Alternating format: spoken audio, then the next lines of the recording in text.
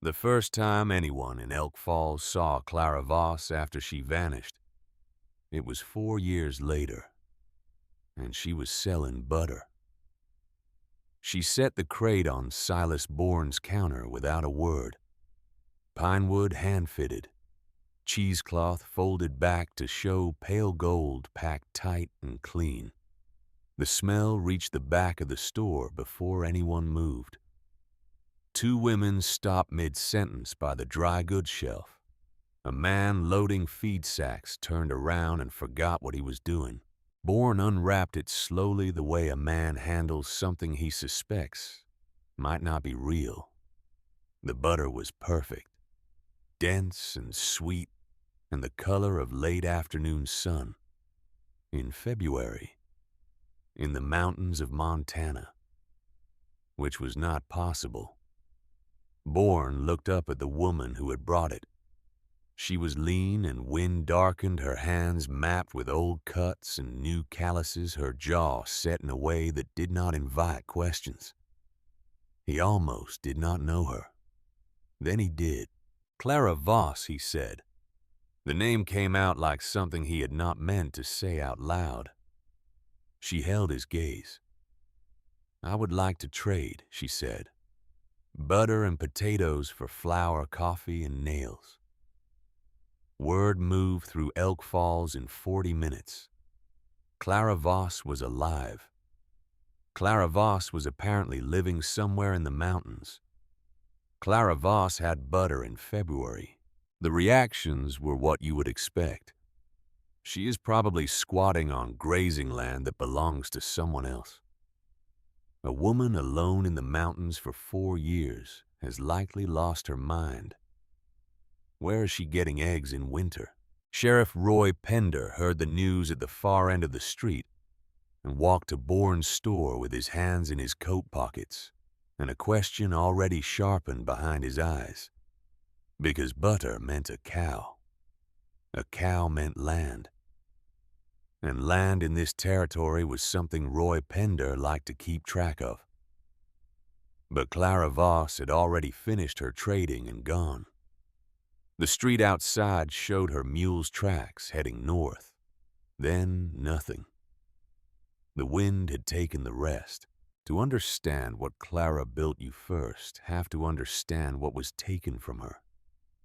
And to understand what was taken, you have to go back to the October. That changed everything.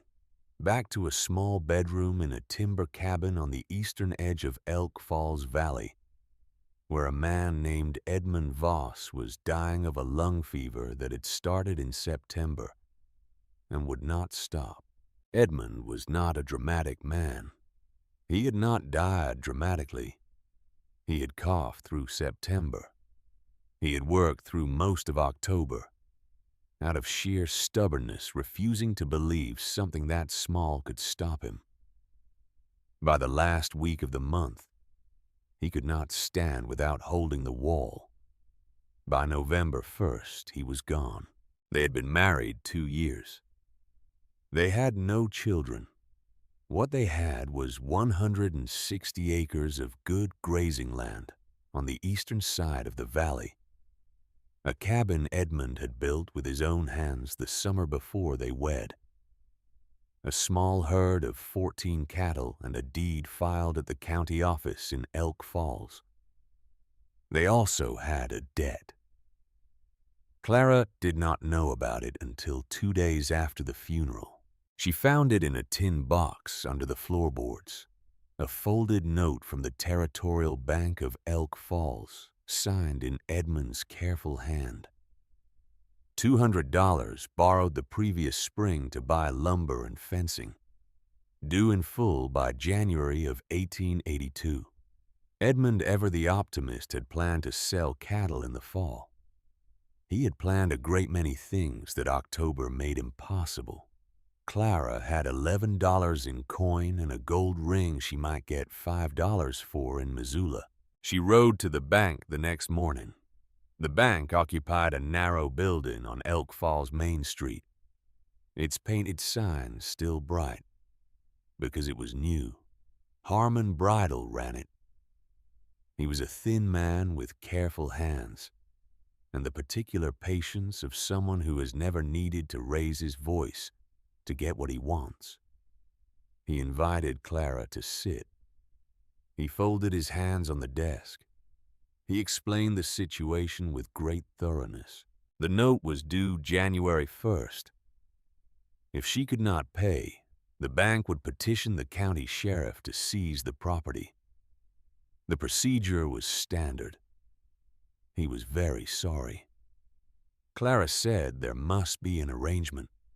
She would work the land. She would have cattle to sell by next fall. Surely a partial payment. Bridle unfolded and refolded his hands.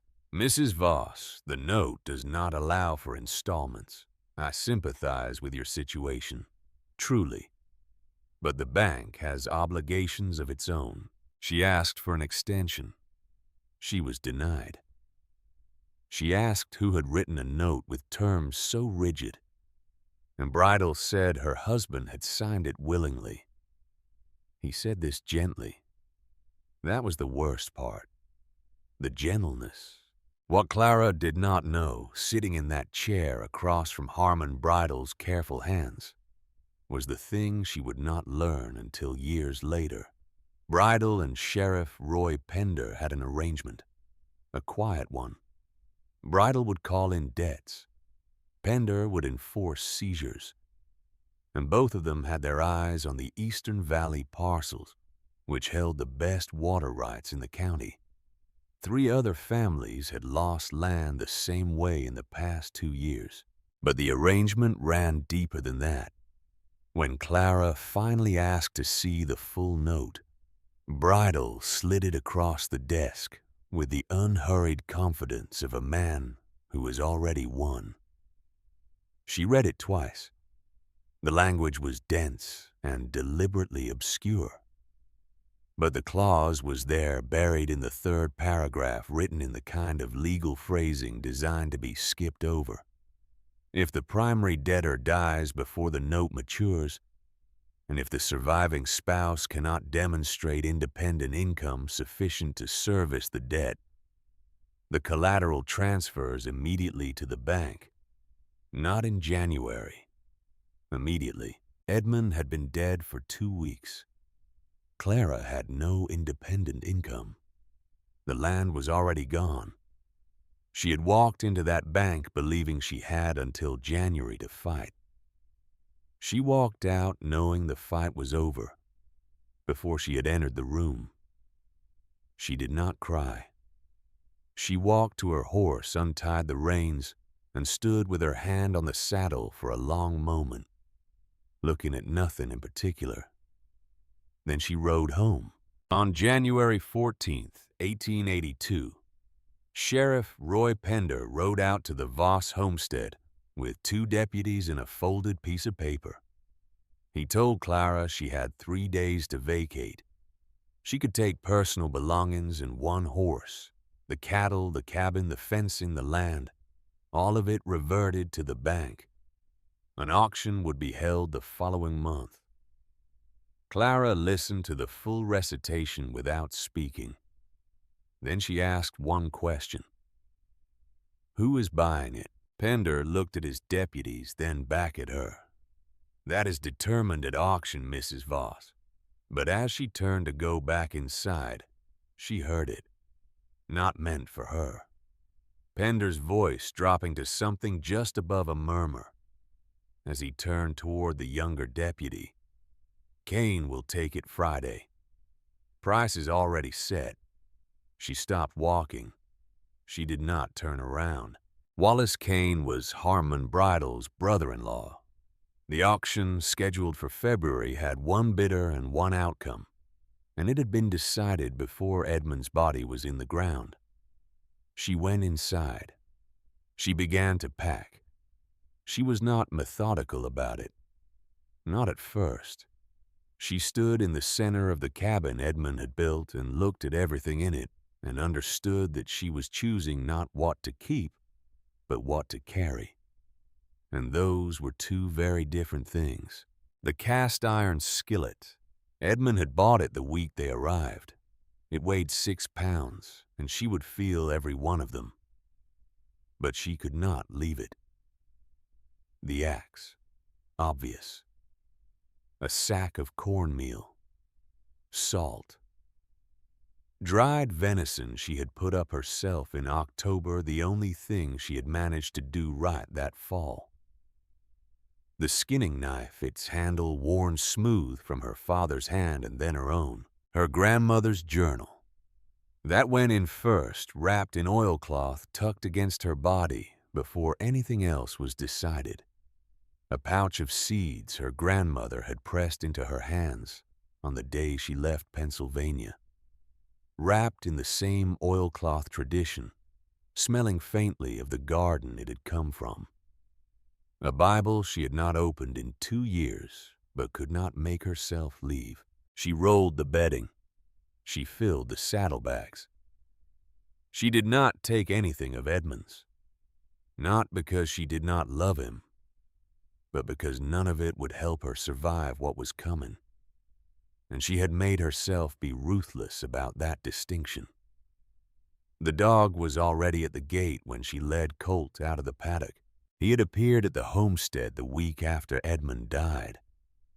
A big gray animal, shaggy and quiet with amber eyes that held a stillness unusual in any creature.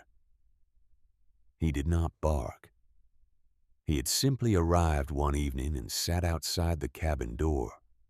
When Clara opened the door the next morning, he was still there, frost on his muzzle, watching her with an expression she could only describe as patient. She had called him Dusk. He fell into step beside Colt as they moved through the gate, and something in the way he moved easy and certain told her he had already decided this was the arrangement and was simply waiting for her to figure it out. They headed north, away from Elk Falls, away from the valley where everything she had built with Edmund had been legally and deliberately taken from her.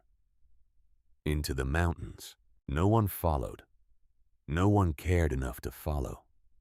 A widow with a horse and a dog heading into the Bitterroot Range in January. That, as it turned out, was the last mistake they made. Clara's grandmother, Marta Lindqvist, had come from Sweden in 1841. A young woman who had crossed an ocean with almost nothing and ended up in Pennsylvania farming land that did not want to be farmed. Marta was not educated in any formal sense. She had never studied agriculture or soil science or the principles of thermodynamics. She understood dirt the way some people understand music, intuitively, deeply, without being able to fully explain it, but getting it right every time. She kept a journal, not a diary of feelings or daily events, but a working document, a practical record accumulated over 40 years of observing what the land did and why, what soil needed what amendments, how to read drainage by the color of clay, how to build a root cellar that stayed above freezing through a Pennsylvania winter, how to find where underground water ran warmer than the air above it, and what you could grow in those spots. She wrote in a mix of Swedish and English in handwriting so small that Clara had needed a magnifying glass to read it as a child. The journal was 60 pages of dense, practical knowledge earned through decades of mistakes and corrections. Marta had pressed it into Clara's hands at the train station in 1879, the day Clara left for Montana with Edmund. "You will not need this yet," Marta had said, "but keep it close." Clara had kept it close. She had not expected to need it this soon, and not for this. 11 days into the mountains, Dusk turned off the trail and followed a creek upstream into the rock. Clara almost did not follow. The creek was small and the terrain was difficult, and she was exhausted in a way that had begun to affect her judgment. But Dusk moved with purpose, not curiosity, and she had learned enough about the dog in 2 months to trust the difference. She followed. The valley was not visible until she was almost inside it. The entrance from the west was a narrow bottleneck barely wide enough for Colt, flanked by walls of dark granite that rose 300 feet on either side. A person riding the main trail a quarter-mile to the south would have seen nothing but cliff face. Inside the valley opened to perhaps 200 yards at its widest. It ran east to west, the floor relatively flat, the walls close enough that the sky above appeared as a long, pale strip of February light. A creek ran through the center, and where it emerged from the eastern wall, something remarkable happened. The water was warm, not hot, but warm enough to send a thin curl of steam into the cold air. Warm enough that the ground immediately around it was soft when Clara pressed her boot into it. Warm enough that the creek itself would not freeze even here, even in January at altitude. She stood in the center of the valley for a long time. Dusk sat beside her. Colt lowered his head and drank from the warm water without hesitation. The walls would block wind from 3 directions. The narrow entrance could be concealed. There was water that would not freeze ground that might be workable even in winter timber. At the edges, game sign in the snow. Nobody had been here. The valley floor held no tracks, no fire rings, no cleared ground. It had no trail leading to it. It appeared on no map she had ever seen. It was, for all practical purposes, invisible. Clara pressed one hand against the granite wall and felt the faint warmth the rock had stored from whatever sun reached the valley floor in the afternoon. "This is mine," she said quietly. "Not because anyone says so, because no one else wants it." She did not file a claim. She did not register anything at any county office. A piece of paper had not saved her last home. This time the land would be hers because she was on it and because she intended to make herself impossible to remove. She built a shelter first, a rough lean-to against the southern wall where the granite angled outward enough to provide some overhang. It was barely adequate. It kept her and Dusk alive through the remainder of that February while she got her bearings and read her grandmother's journal by firelight until the pages were memorized. The first spring was a matter of survival, nothing more. She planted turnip seeds in a small patch near the warm spring and watched them with an attention that bordered on desperate. They came up thin and slow, and she harvested them in July feeling like someone who had narrowly passed an exam she had not studied for. But she was learning. More importantly, she was paying attention. The warm spring was the key to everything. She understood this from Marta's journal, which described something similar in a Pennsylvania hollow, a place where underground water emerged warm enough to keep frost from the immediate ground. Marta had grown herbs there through October. She had noted the principle clearly. Water moving through deep rock picks up geothermal heat. It does not need to be hot to be useful. It only needs to be warmer than the air. Clara began to test the valley systematically, the way Marta would have. She drove wooden stakes into the soil at 5-foot intervals along the creek bank and checked them each morning. Within 5 feet of the warm water channel, the stakes pulled free with one hand. At 10 feet, the ground was locked solid. At 15, it was iron. She noted everything in the margins of Marta's journal, adding her own observations in the same mix of precision and practicality her grandmother had used. She was not inventing anything. She was applying something that already existed to a problem that was immediate and specific. The warm water channeled correctly could hold frost at bay across a much wider area than it naturally occupied. That was the insight. That was the thing that changed everything. She spent the last weeks of that first autumn digging, using the axe and a piece of granite she had chipped into a crude flat edge. She carved shallow channels outward from the warm spring, spreading across the valley floor, like the fingers of an open hand. She lined them with flat stones to hold and radiate heat. She diverted the warm water through each channel, controlling the flow with dams of packed clay she rebuilt every few days, until she understood how to make them hold.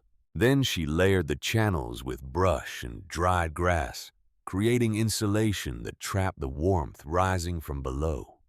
By March of that second year, she had a patch of ground 40 feet long and 10 feet wide that stayed above freezing. She planted turnips.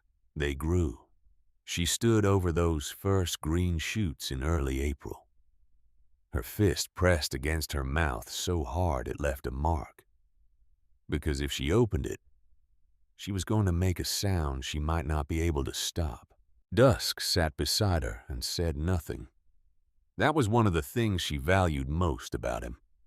The first winter had nearly killed her in ways she had not anticipated. The cold was survivable. The isolation was manageable. It was the horse that came closest to ending her. In February, 2 weeks after she had expanded her channel system and was beginning to feel something that was not quite hope, but was adjacent to it, Colt slipped on the icy rock near the creek and went down hard. He came up on 3 legs. The right front fetlock had twisted, badly swollen by morning to the size of a grapefruit. Without the horse, she could not drag timber. Without timber, she could not build. Without a proper shelter, she would not survive the following winter. Colt was not one piece of her survival plan. He was the load-bearing structure of it. She had perhaps 3 weeks of grain left. A horse healing from that kind of injury needed rest and feed. She had enough for one or the other, not both. She stood in the makeshift shelter that night with dusk pressed against her side, and the temperature dropping outside, and thought through every option until there were none left that she had not already rejected. She gave Colt the grain. She rationed it with a precision that left her nothing to spare, stretching it across 4 weeks by supplementing with dried grass. She pulled from the creek banks and boiled soft. She ate less. She moved less. She kept herself warm by lying between dusk and the southern wall and not moving more than necessary. Colt healed. It took 6 weeks. When he finally put full weight on the foot and walked the length of the valley without favoring it, Clara sat down in the snow and stayed there for a while. Not from exhaustion, though she was exhausted. From something that does not have a clean name. A combination of relief and grief, and the particular weight of having made a choice that hurt and been right about it. That was the only time in the first 4 years she allowed herself to stop. The valley held her. She held the valley. That was the arrangement. By the 3rd year, the valley was no longer just a hiding place. Clara had expanded the warming channels until they covered nearly an acre of the valley floor. A branching network of heat and water and stone that kept the ground workable through weather that would have killed an open field. She grew turnips, carrots, potatoes, kale from the seeds Marta had packed in that oilcloth pouch, and winter onions that came up in February looking like something that had no right to exist. She built a proper cabin against the southern wall. She felled timber at the valley's edge and dragged it in with Colt, notching the logs herself after spending 3 evenings rereading the passage in Marta's journal. where her grandmother described watching her father build a cabin in Sweden at the age of 8 and memorizing every joint. The cabin was not beautiful. It was tight and dry and warm, and faced south so that whatever winter sun reached the valley floor came through the 2 windows she had cut and covered with oilskin. The floor was flat stone laid close. The roof was steep enough to shed snow load. She built a stone wall across the narrow western entrance to the valley. This was not a quick project. It took most of one summer and required her to think like someone trying to deceive a careful observer, rather than someone simply building a wall.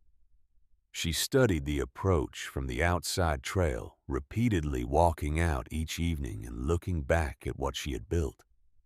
Adjusting, adding stone, changing the color and profile, until what she saw from the trail was indistinguishable from the natural granite talus that had accumulated at the base of the cliff over centuries.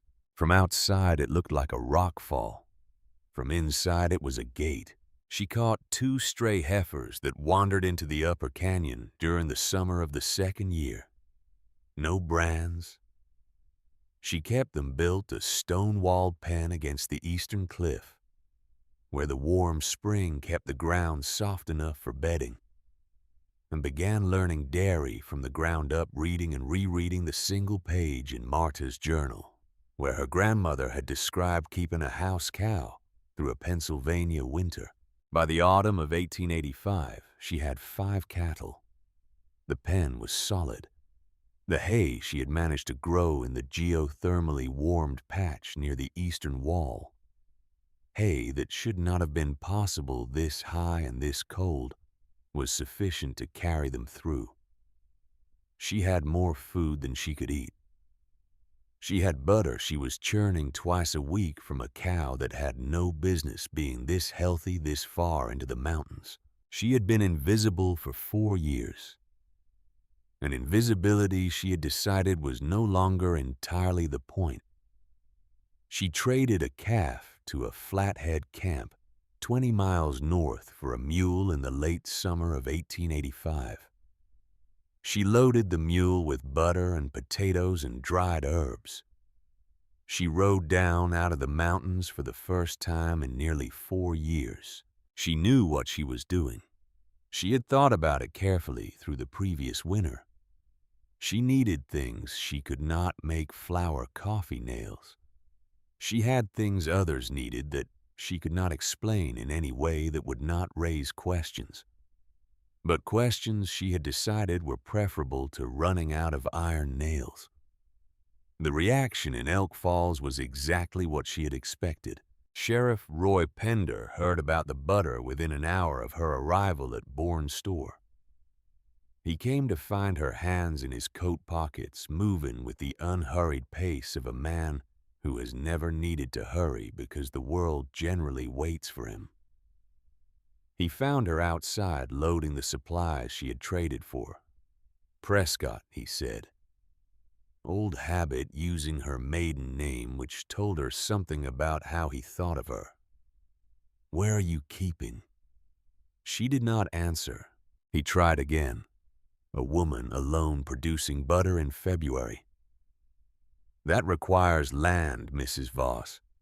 Land in this territory needs to be filed. I would hate to see you in a difficult position over an oversight. The word oversight had a particular quality when Roy Pender used it. The quality of a door being politely but clearly closed. She looked at him long enough for the look to mean something. Then she turned, led the mule north, and left Elk Falls behind her. Pender sent a deputy to follow her 2 days later. The deputy rode north on the main trail and lost her tracks within 2 miles.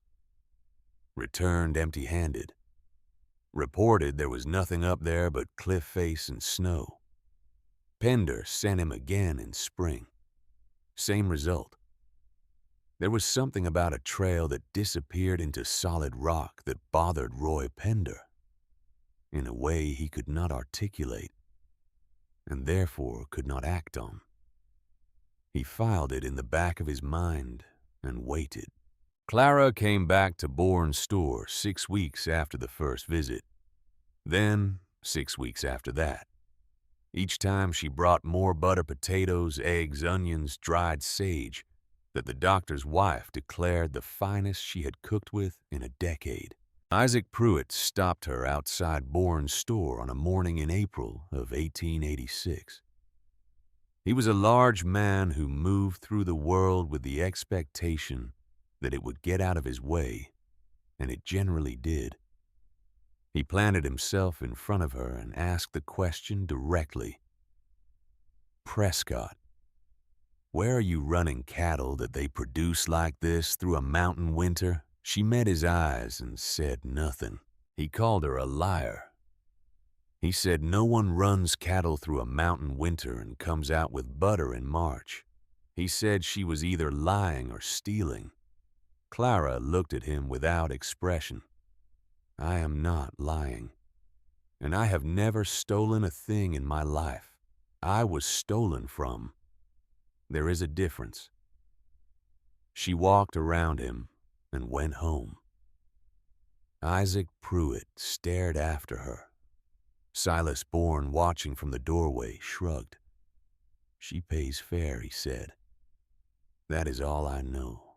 The winter of 1886 to 1887 was the one they called the Great Die-Up. It came without adequate warning, and it did not stop.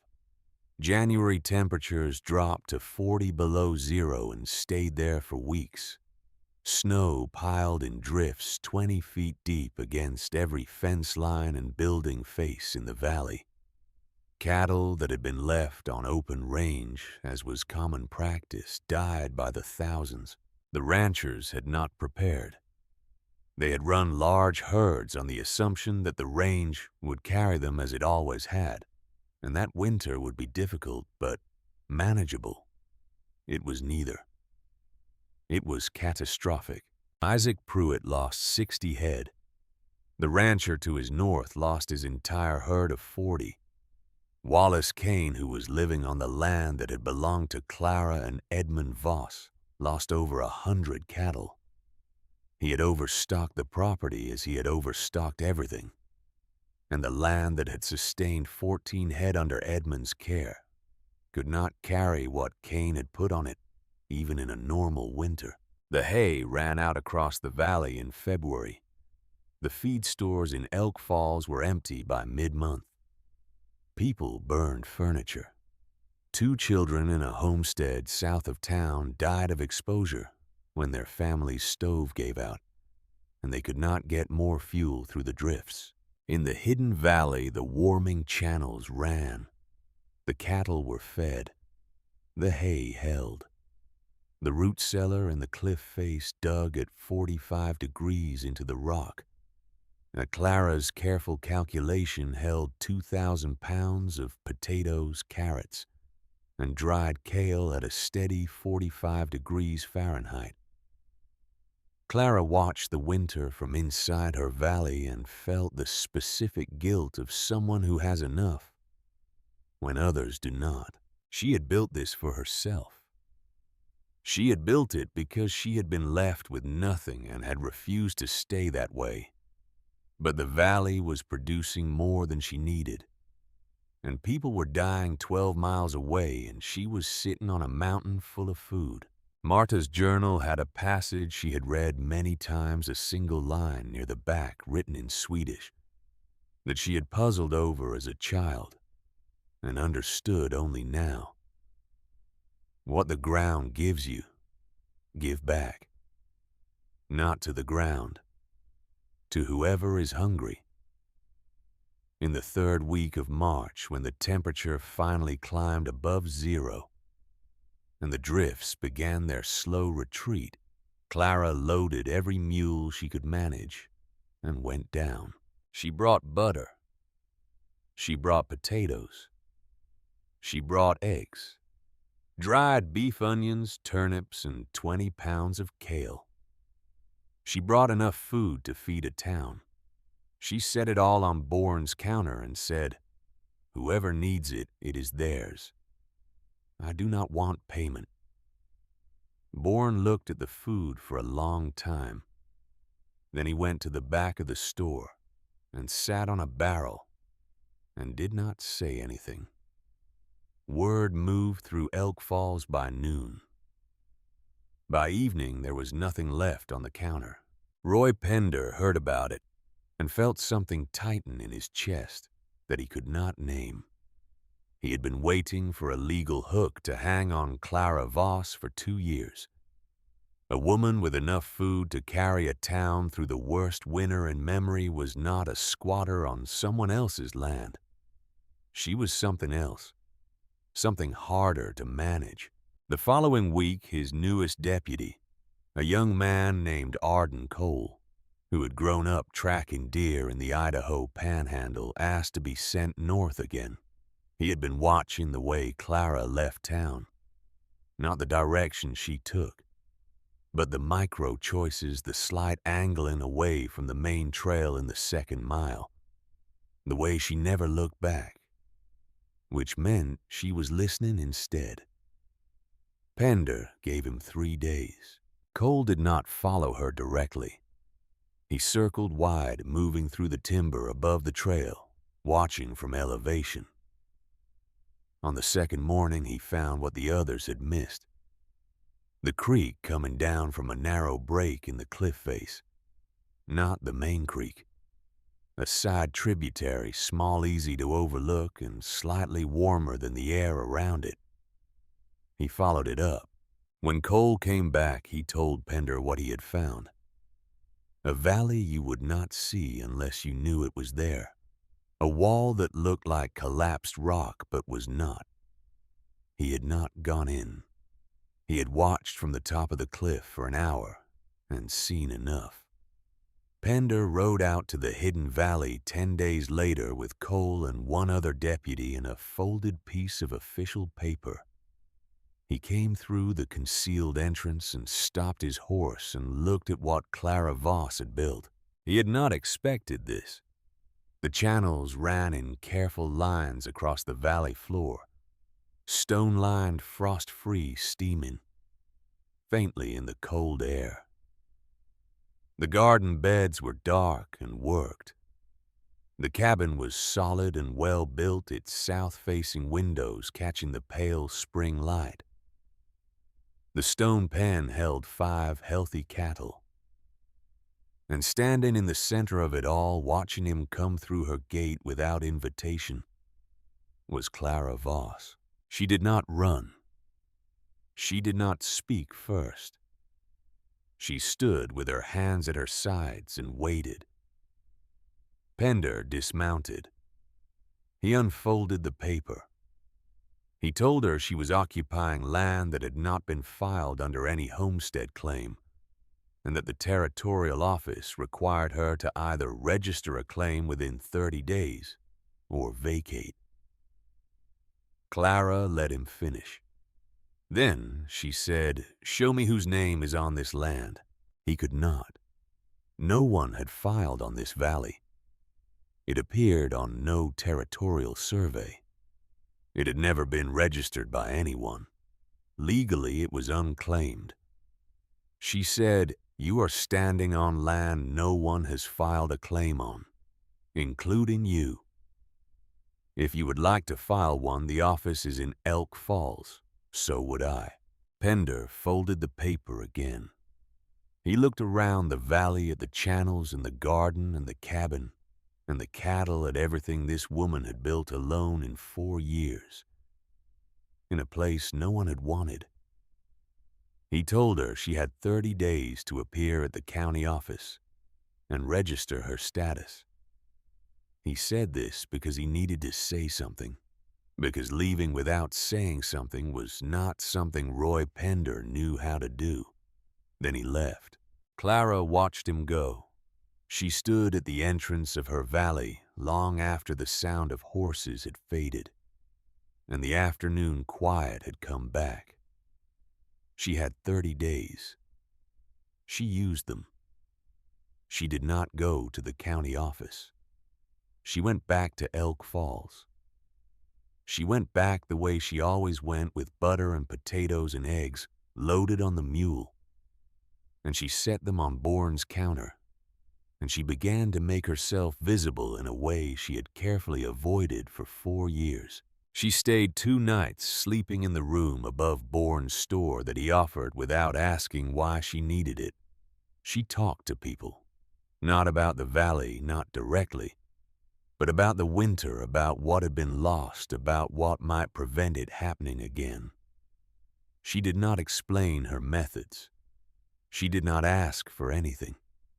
She simply let herself be seen as a woman who had survived something difficult, who had food when others had none, and who did not appear to be finished. On the second morning, Isaac Pruitt found her loading the empty crates onto the mule. He was holding his hat in his hands.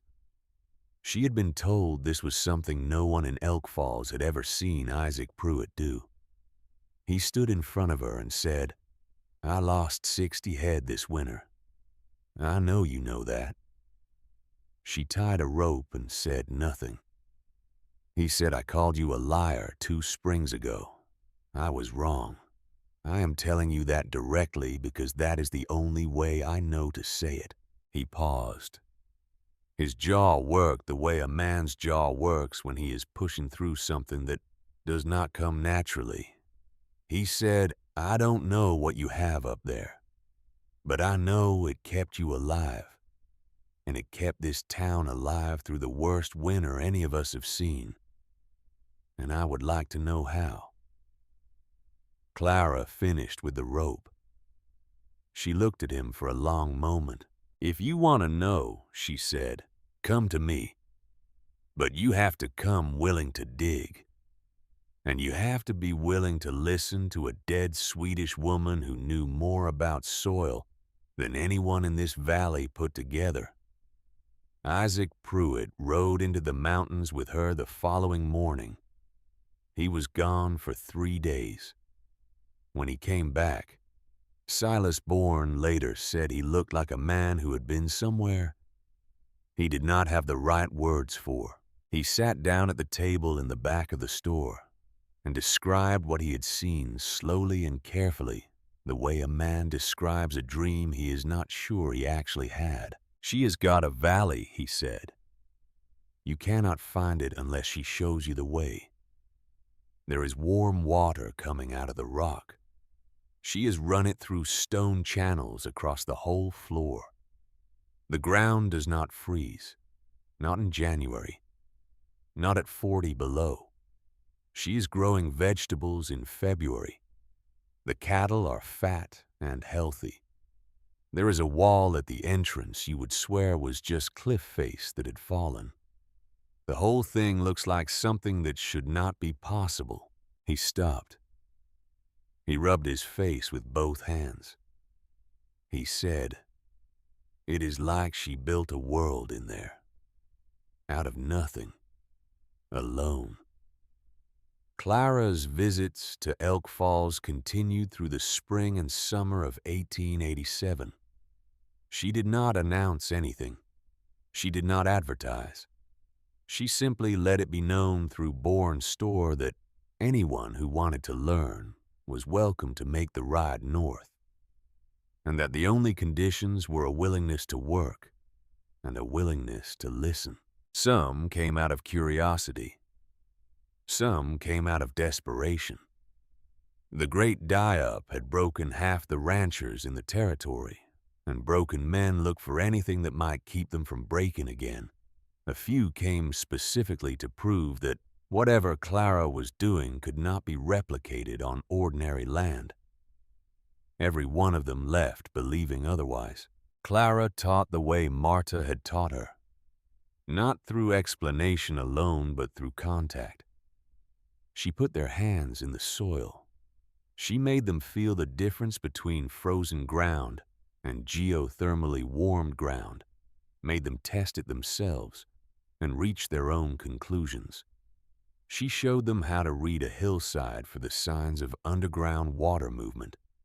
She showed them how to build stone walls that stored and radiated heat.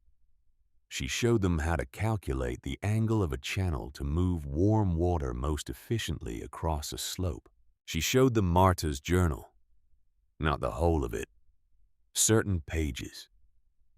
She translated the Swedish passages herself, slowly choosing the words that would make the most sense to a rancher in Montana who had never thought about soil temperature or drainage color, or the relationship between stone and warmth.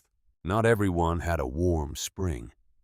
Clara made clear from the beginning that the valley's advantage was unusual, but many had creeks, and Marta's journal had a section on cold water channeling that Clara had tested and adapted in her second year. Cold water properly managed and insulated created a microclimate. It would not equal a geothermal spring, but it would extend a growing season by 6 weeks on either end and protect root vegetables through a hard frost. That was the difference between keeping your family fed and not.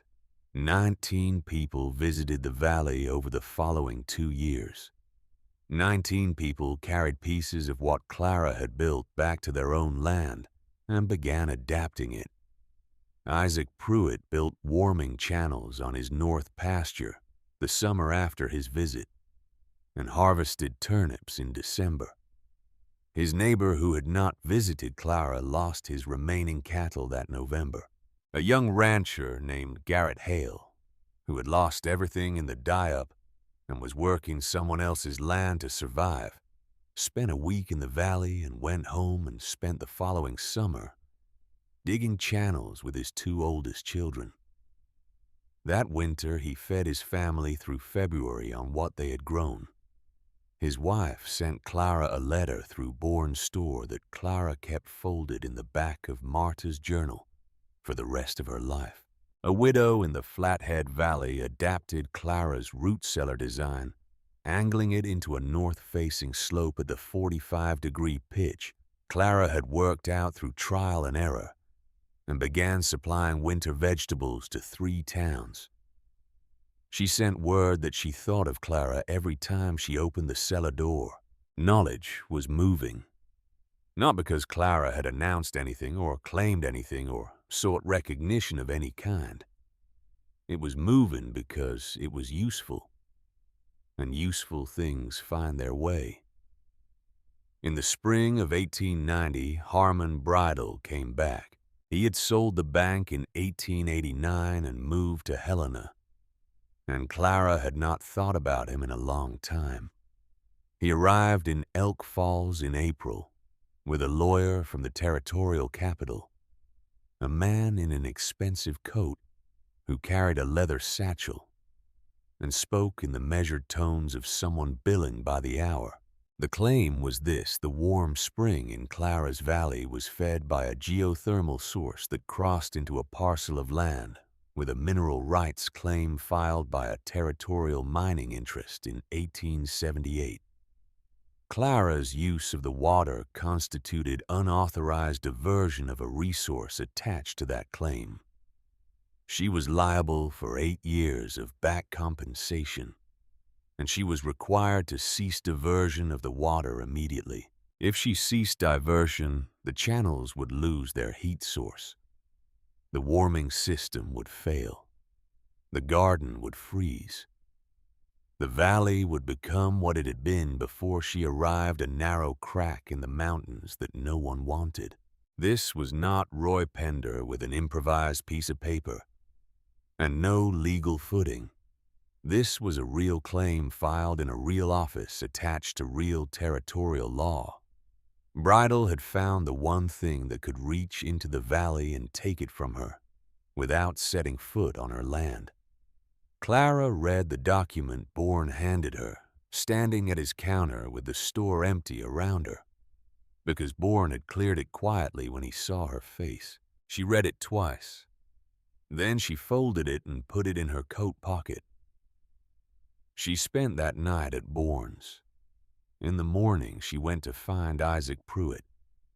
She did not ask him to solve it. She explained the situation the way she explained everything directly, and without softening, and then she told him what she knew about the mineral claim and what she thought could be argued against it. Isaac listened without interrupting, which took visible effort. Then he said, "You have been using that water openly for 8 years. Everyone in 4 counties knows it. That is not unauthorized use. That is established use." She said, "Established use requires documentation." He said, "Then we will make documentation." What happened next was not dramatic. It did not involve confrontations or public speeches or anything that looked like a battle from the outside. It looked mostly like paperwork. Isaac Pruitt called a meeting. 40 people came. Ranchers, farmers, a doctor, 2 wives who had attended every land dispute hearing in the valley for a decade and knew more about territorial property law than most of the lawyers in the county. Clara stood at the front of the room and presented the situation and answered questions and did not minimize the risk. Then the room decided. Every person who had visited the valley, every person who had learned from Clara or adapted her methods or fed their family on knowledge that had come from that warm spring, and those stone channels signed a petition to the Territorial Land Office. The petition documented 8 consecutive years of open, continuous, uncontested water use, the legal standard for established use rights under territorial law. It listed names and dates and specifics. It was thorough because the people who wrote it were angry, and thorough people are dangerous when they are angry. They also documented something Bridle had not anticipated. The mineral claim he had found was legitimate but narrow. It applied to mineral extraction, not water diversion. His lawyer had overreached in including water rights within its scope. The extension was arguable. It was also as the 2 wives who had attended every land dispute hearing explained to the room exactly the kind of overreach that a territorial judge who was tired of Helena lawyers coming into his district and creating problems would be delighted to strike down. The petition went to the territorial office in March of 1891. Bridle's lawyer filed a response in April. The territorial judge issued his ruling in June. Established use rights uncontested for 8 years confirmed. Mineral claim applicable to extraction. Only water diversion excluded. Clara Voss retained full rights to the warm spring and its diversion for agricultural purposes. Bridle left the territory that summer. His lawyer sent a bill that presumably went unpaid. Roy Pender had retired the previous year and moved to Helena, and no one in Elk Falls had mourned the departure. The land he and Bridle had schemed to control passed through several hands before the county in a quiet moment of institutional decency that surprised almost everyone, divided the Eastern Valley parcels among the families who had been working them. Wallace Kane had left after the die-up took his cattle and his operating margin in the same winter. The 160 acres that had belonged to Clara and Edmund Voss were now being farmed by a family named Halverson, who had arrived from Wisconsin in 1888 and known nothing of the land's history. They were good farmers. They worked it well. Clara never tried to reclaim it. When someone asked her about it years later, she said, "That land taught me what can be taken. The mountain taught me what cannot." By 1912, Clara Voss was 54 years old. Her hair had gone silver, the same ashen white that Marta's had been at this age, pulled back in the same simple knot she had worn since she was 23. She walked with a slight stiffness in her left knee, from a fall in the winter of 1897. But she still made the full circuit of the valley every morning before the light was entirely up. The channels, the gardens, the stone walls, the cattle pen, the cellar door. Every morning, every season for 30 years. Colt had been gone for 2 decades. His grandson stood in the same paddock, the same stocky build, the same calm disposition, the same habit of turning his head to watch her come down the porch steps, with an expression of mild interest that became over time one of the things she most looked forward to each morning. Dusk had died in the winter of 1899, quietly on the cabin floor, where he had slept every night for 17 years. She had buried him near the warm spring, because the ground there was always soft enough to dig even in January. The stone above him was flat and unmarked. She knew where it was, his great-granddaughter. A gray female with the same amber eyes and the same absolute stillness lay on the cabin porch and watched Clara come out each morning with an expression so identical to Dusk's that it occasionally stopped Clara mid-step. She called the dog Ash. Ash had come to her the same way Dusk had appearing at the valley entrance on a February morning without explanation, sitting in the snow with amber eyes and patient certainty. Clara had opened the gate and said nothing, and that had been that. The valley had grown not in size. The granite walls did not permit that, but in purpose. What had been a survival garden and a hiding place was now something closer to a school. Clara received visitors from as far as Wyoming and Idaho, ranchers and farmers, and one professor from the agricultural college in Bozeman, who spent 2 weeks measuring her soil temperatures and water channels, and left shaking his head and muttering about geothermal microclimate agriculture, as if he had just discovered fire. Clara's methods had spread across 4 counties in 30 years. More than 60 families used some version of the warming channel system. A rancher in the Gallatin Valley had adapted it to protect an entire orchard through 2 consecutive hard winters. The widow in the Flathead, who had adapted the root cellar design, was now employing 3 women from town and supplying winter produce to settlements as far north as the Canadian line. Isaac Pruitt was old now. His beard had gone white and he moved more slowly through the world, though the world still generally got out of his way. He visited the valley twice a year every year. Each time he brought something: a tool, a sack of seed, a bottle of whiskey he maintained was medicinal. Each time he sat on Clara's porch and talked until the light went, and then sat a while longer in the dark. On an evening in the autumn of 1912, he said, "You know what you did. You know what it means for this valley." Clara watched the mist rise from the channels below the porch.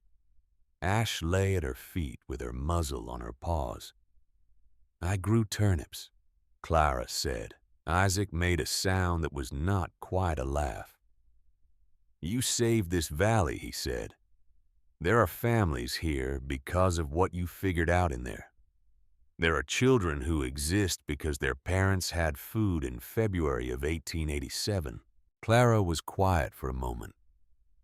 "My grandmother used to say that knowledge is not like gold," she said.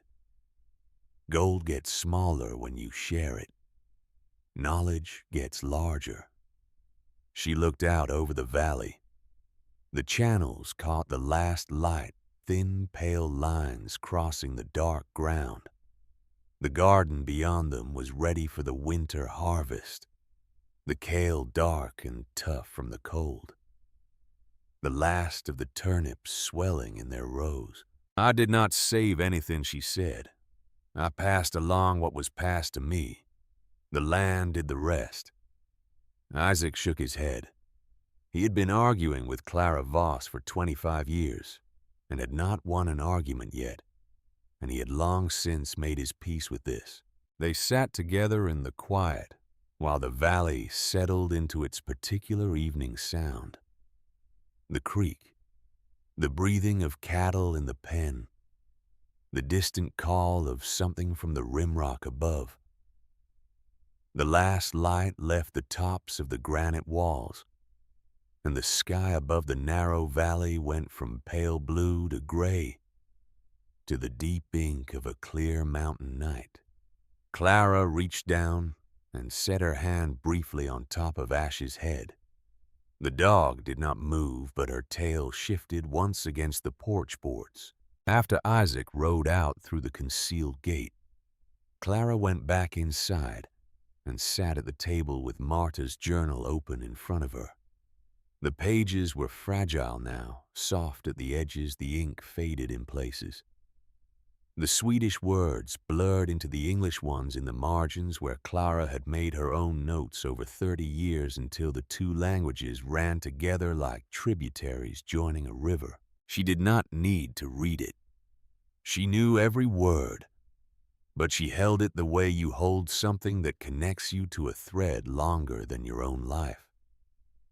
Grandmother to granddaughter, Sweden to Pennsylvania to Montana, one garden to another, to this hidden valley where warm water moved through stone channels and green things grew in the snow. She closed the journal. She stood. Ash rose beside her, amber eyes catching the lamplight. Together they went down the porch steps and into the valley. The warming channels glowed faintly in the darkness, the mist rising from the ground in thin, slow columns. The garden stretched ahead of them, dark and worked and alive, even now. Even in November, with winter a week away and the granite walls rising cold and indifferent on every side. Clara walked through it slowly, Ash at her knee, her hands open at her sides. She felt what she always felt here, the thing that had no clean name. Not triumph, because triumph requires an audience and she had never wanted one. Not peace, because peace is static and this place was always growing, always changing, always demanding something. Something closer to rightness. She had been stolen from. She had come here with a horse and a dog and a dead woman's journal. And she had put her hands in the ground and refused to stop. And the ground had answered. That was the whole of it. That was everything.